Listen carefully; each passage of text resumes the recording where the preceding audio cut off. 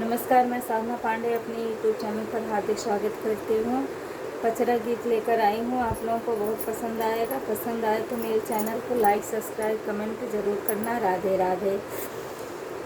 शेर सवारे मैया घर जतया महे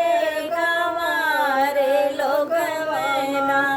माई के माही मोन जाने महिमा तो जाने हुए मलिया के छोकड़े सबेरे भोर मैना माई के गजड़ा चढ़ावे सबेरे भोर मैना माई के गजड़ा चढ़ावे सबेरे भोर मैना सिंगो सवारे मैया घर जतया महे गवार लोग मैना माई के माही मोन जान है गवारे लोग मैना माई माता जान हुआ छोकड़वारे की होत माही गलाई के चढ़ावे सबेरे भोर मैना दहिया लाई के चढ़ावे सबेरे भोर मैना सिंगो सवारी मैया घर जातया महे गवारे लोगेना माई के माही मोन जान है गवारे लोग मैना मार माता तो जान बजवा के छोकड़वा हो सबेरे भोर मैना चुनरी लाई के चढ़ावे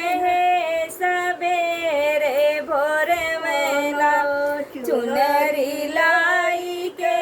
चढ़ावे सबेरे भोर मैना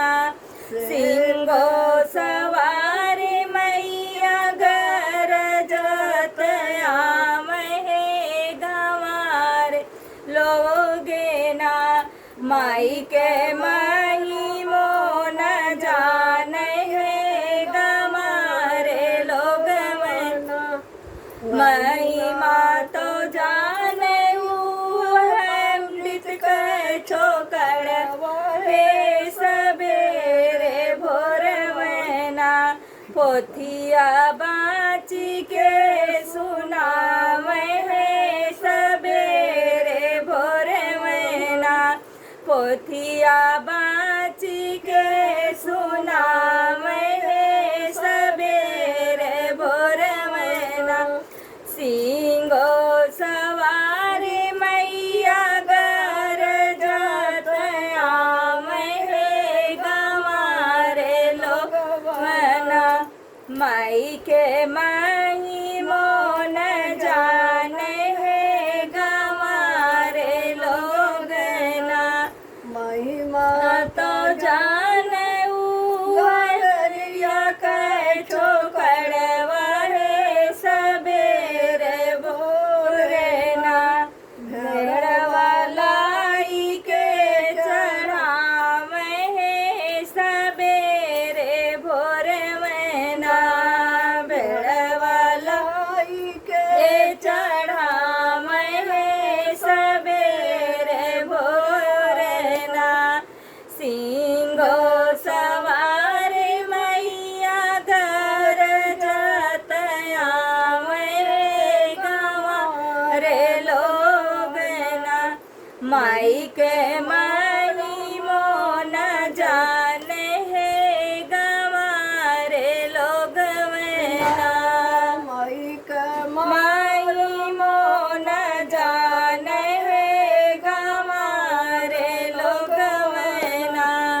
जय माता दी।